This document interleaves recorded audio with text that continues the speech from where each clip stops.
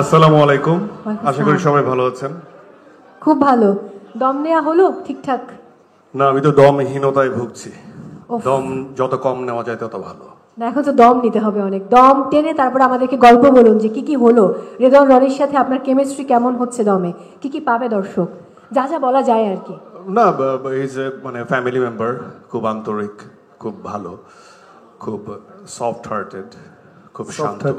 হ্যাঁ, খুবই কোমল আর কি মানুষ একজন।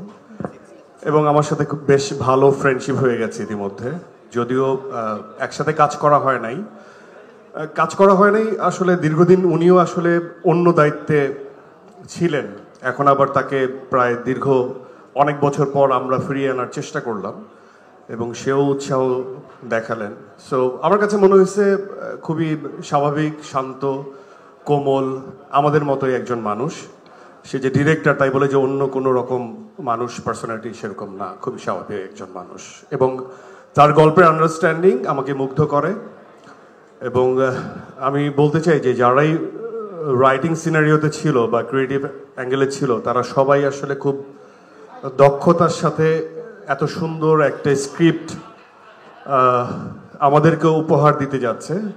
আর আমার কাছে মনে হয় যে I am so much blessed যে এই টিমের সাথে আমি নিজেকে সংযুক্ত করতে পেরেছি এবং তাদের আমার প্রতি আস্থা আছে। বাহ। এই যে রেদন রনি তো অনেক গ্যাপ নিলেন অনেক দম নেবার জন্য আর কি। আমি শুরুতেই বলেছি যে 15 বছর আগে চোরাবালি, 10 বছর আগে আইসক্রিম বানিয়েছেন, আর এখন তিনি দম নির্মাণ করছেন তার তৃতীয় চলচ্চিত্র।